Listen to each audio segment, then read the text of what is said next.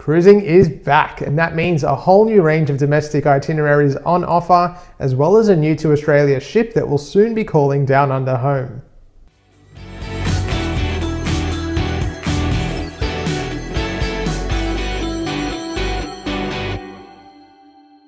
I'm Adrian, the Cruise and Travel Guy. As always, thank you for subscribing to my channel, and if you haven't done so yet, please hit that subscribe button. In a press conference held this week, the New South Wales state government finally confirmed that shore-to-ship power will be installed at Sydney's White Bay Cruise Terminal. The port sits within the Sydney neighbourhood of Rozelle and Balmain, and local residents have complained about toxic fumes for years. Ships berthed in White Bay have had no choice but to run their engines in order to generate power while in port. Finally, shore-to-ship power will mean an end to those days. The project will be complete in 2024 and once operational, will be responsible for removing 14,000 tonnes of carbon dioxide from the Earth's atmosphere every 12 months. Princess Cruises launched a brand new season on board the Coral Princess for sale this week. Brisbane's new international terminal will finally see a ship calling it home. The state-of-the-art facility was opened in 2020 at the same time that COVID started to wreak havoc on the world. Coral Princess will call Brisbane's new terminal home from June 16th, where she will set sail on a 3-night cruise to nowhere.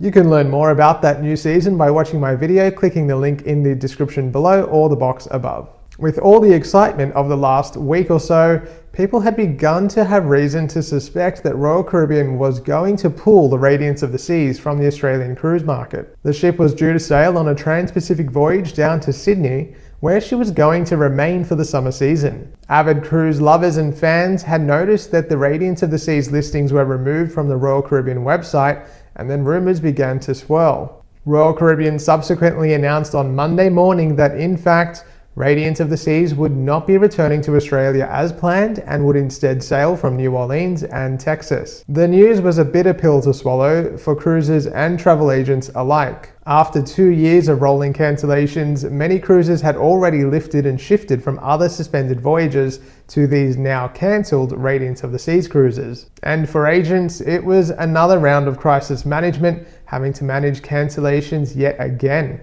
Royal Caribbean didn't actually give an excuse for the redeployment, but many people on social media, and I happen to agree with this, suspect that it probably has something to do with the likelihood that domestic cruising will remain the mainstay from Australia, at least for the short to medium term. With Ovation of the Seas sailing from Sydney and Quantum from Brisbane, it would seem that there is the potential to oversaturate the market with capacity with a third ship. Whatever the reason is, it's definitely an unfortunate turn of events, especially for people that had been looking forward to their cruises and had continued to support the company. But on a more positive take with Royal Caribbean news this week, they also announced their 23-24 Australian summer cruise season.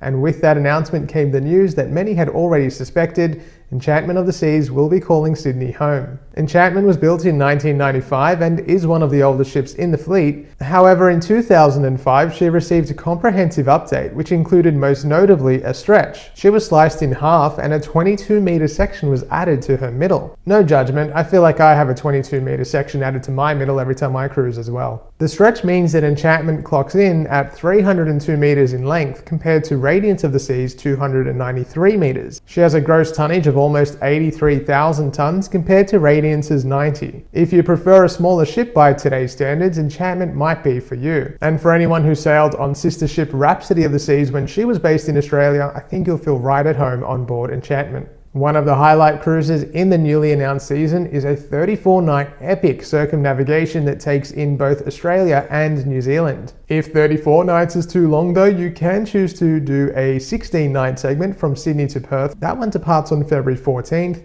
or you can also do the southern route from Perth to Sydney, which takes in New Zealand. That one departs on March 1st for 18 nights. And finally this week, Pacific Explorer has departed Cyprus and is officially en route to her home down under. She transited through the Suez Canal earlier this week and will soon dock in Singapore before continuing her journey home. Let me know in the comments below if you'll be joining Explorer on one of her first voyages. That's it for this week's cruise news update. Thank you very much for watching. As always, if you are interested in booking onto one of these cruises that will actually depart, you can head to my website, thecruiseandtravelguy.com.au. You can also reach out to me on Facebook and Instagram at thecruiseandtravelguy. Thanks for watching, stay safe, and I'll see you soon. And for a bit of behind the scenes news, I didn't hit the record button the first time I tried to make this week's video, so I was speaking to myself for about 5 minutes. In a press conference held this week, the New South Wales state government finally confirmed that ship-to-shore power, nope, other way around. The news was a bit of a bitter pill, The news was a bitter pill.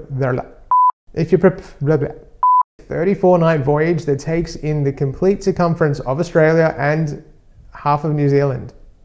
And from Perth, you can enjoy an 18-night cruise that will see you arrive in Sydney 18 nights later, which I just said.